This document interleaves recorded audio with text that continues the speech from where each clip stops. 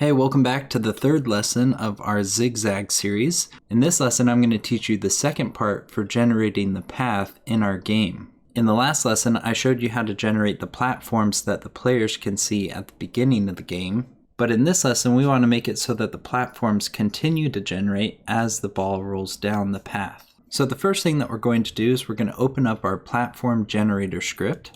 Once you have your script open, we want to scroll down to the bottom, and I'm going to remove the update function, and then we're going to create a new function, which is going to be a public void, and I'm going to call it next platform. Then inside this function, we want to do pretty much the same thing that we're already doing inside our generate function, except for without the for loop. And so I'm going to copy everything inside our for loop and paste it into the next platform function. And that's actually everything that we need for this function, but we're not quite done yet because now we need to call this function. So I'm going to go ahead and save this script, and then we need to go back to Unity. From here we now need to create another script which will be attached to our platform prefab objects. So I'm going to right click in our scripts folder, go to create, and then select C# script. I'm then going to rename this to just platform. And then we can open it up. Now the first thing that we need to do inside this script is add one variable, and this variable is going to be a bool called has been touched. Now this variable will start out as false, but whenever the ball touches the platform that this script is attached to, we'll then change this variable to be true. The next thing that we need to do inside the script is add a special function, which is the onCollisionEnter function. So I'm going to type void onCollisionEnter.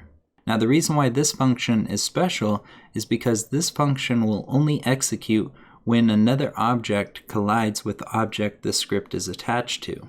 But the code that we're going to add to the inside of this function, we only want to execute when our player's ball collides with a platform. And so I'm going to add an if statement to check to see if the collision object that is passed in as a parameter .transform.tag is equal to quotes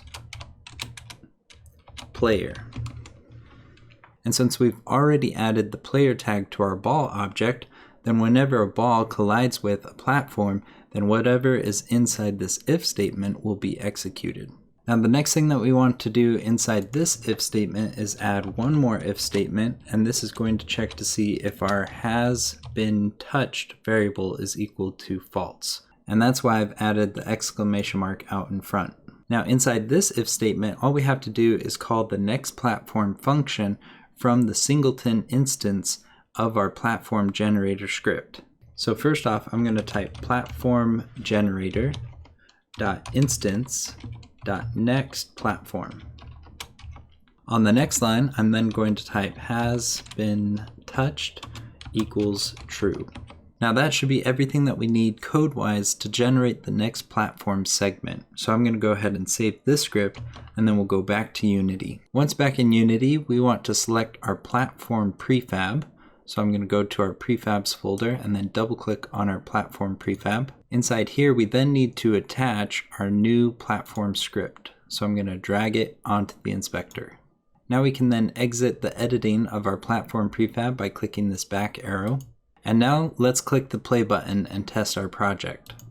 So here I have my starting platforms, but to test the creation of more platforms is a little difficult at this point in time because I don't have any controls for my ball to start rolling. But what I can do is select the ball and then move the ball within the scene view along the path. And as the ball touches the platform segments, you'll be able to see that more platforms are being created at the end.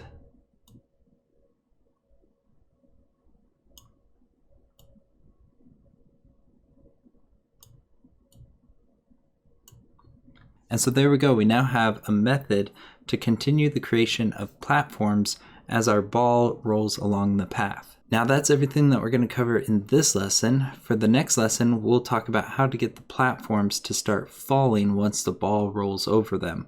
and we'll talk about deleting old platforms once they go off the view of the camera.